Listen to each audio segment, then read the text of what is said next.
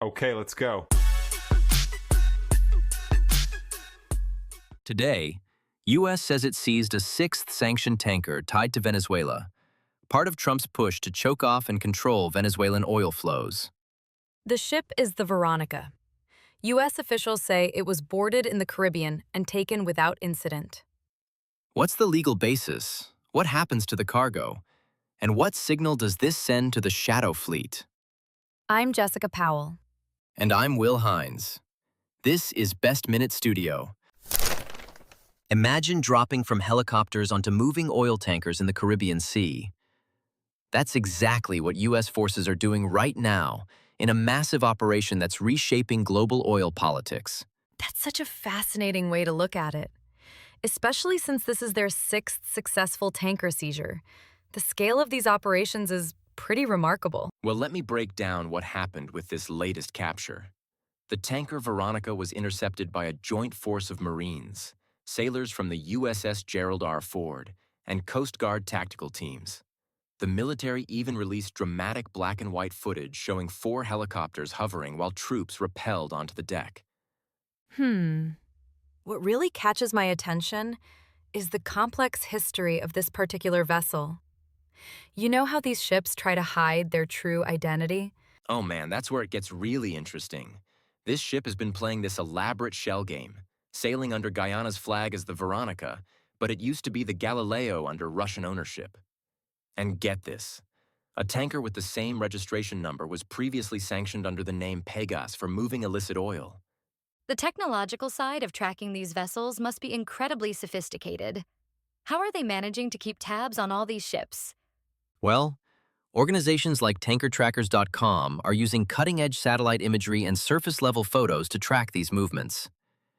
They've identified at least 16 tankers that tried to slip past the U.S. quarantine.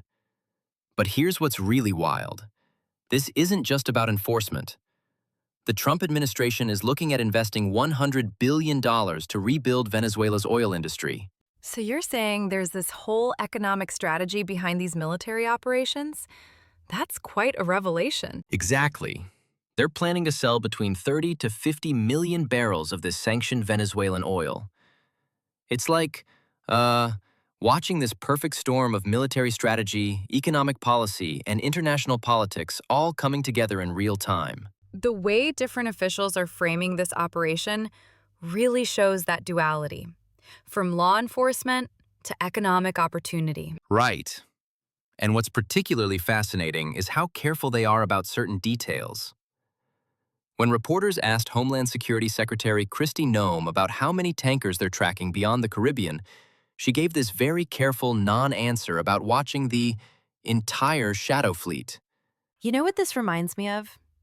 It's like a modern-day version of those naval blockades from history books, just with way more sophisticated technology. That's exactly what I was thinking. And the economic stakes are enormous. We're talking about Venezuela, which has the world's largest proven oil reserves. The geopolitical implications are massive, especially with Russia's involvement through these shipping networks. Looking at the broader picture, how do you see this affecting international relations? Well, it's like this massive chess game playing out on the high seas. You've got multiple global powers involved: the US, Russia, Venezuela, each with their own interests in these oil supplies.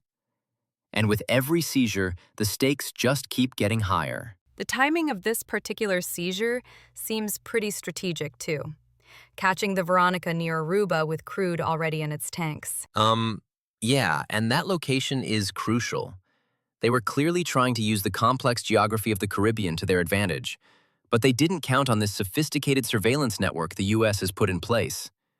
It's like watching this high-tech game of hide-and-seek play out in real time. These operations really show how energy politics, military strategy, and international law enforcement have become completely intertwined. You know what's really going to be interesting?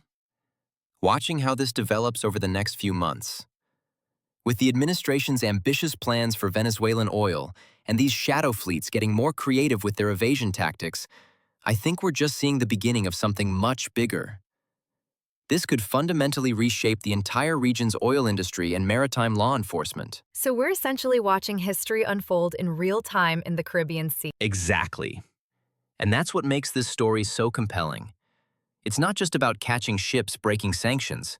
It's about how global power dynamics are shifting right before our eyes, with every helicopter drop and every barrel of seized oil telling part of that larger story. Bottom line, Washington says the Veronica is the sixth seized tanker, and it's using interdictions to enforce sanctions in real time. Next, watch whether seizures expand, how insurers and shippers react, and what Venezuela does in response. Follow Best Minute Studio for the next episode. Thanks for listening.